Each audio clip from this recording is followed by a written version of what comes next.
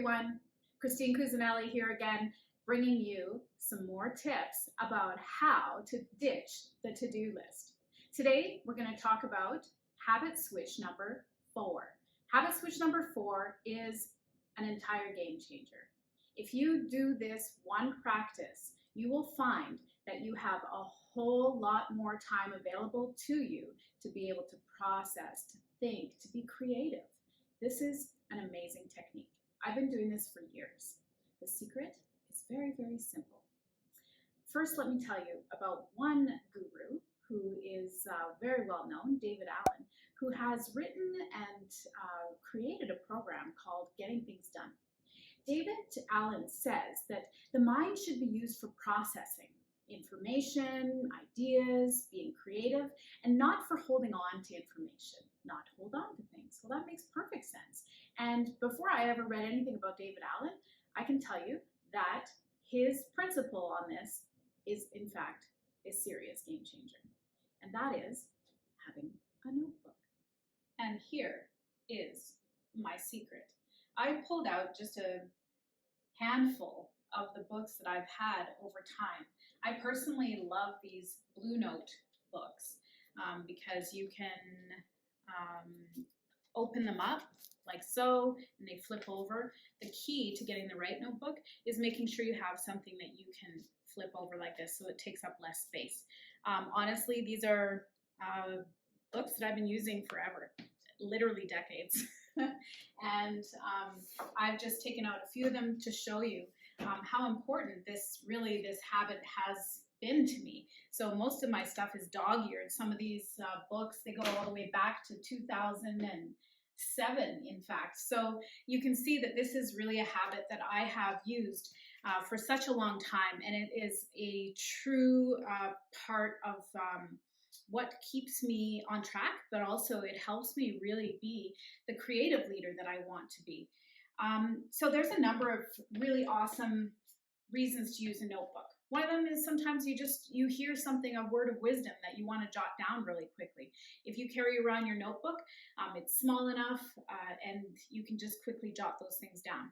The other one is for journaling. Now, personally, I choose two different types of books for journaling. I use this Blue Note for my work information, and then I have a separate journal that I actually throw away because my interpretation of how journaling functions for me is that it's things that I get out of my mind and then push them away. So it's sometimes the gunk from the day before or that you didn't quite process in your sleep.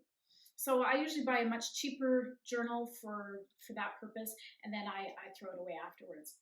Another really good thing about having a book like this, a notebook like this, is that you would create and write down notes during a meeting.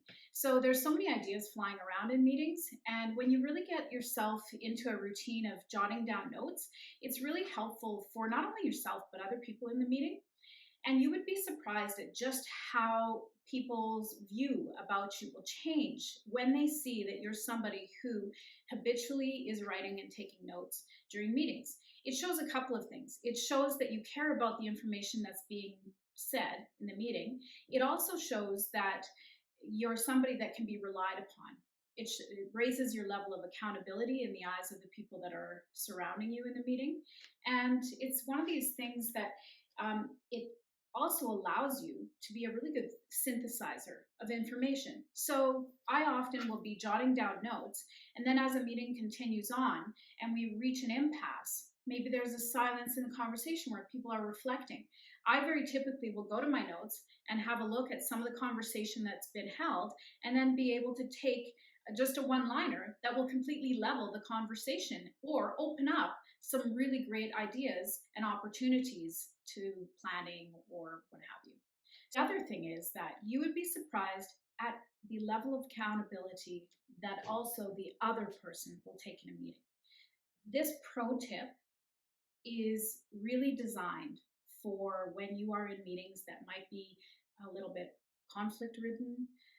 So when you sit down in a meeting that you know you have to be very careful of what's being said, I highly encourage you to use a notebook and write notes in the meeting. Yes, it feels awkward at first, but what it tells the other person is you are listening to them, you're taking notes, and so they are going to uphold a certain level of behavior that is appropriate to very serious meetings. So I can tell you that that pro tip is something that I have used again over and over. So it's something that I highly recommend to you. That's a wrap for this particular edition on Ditch the To-Do List. I hope this has been helpful to you, and I look forward to our last in the series tomorrow, which is habit switch number 5.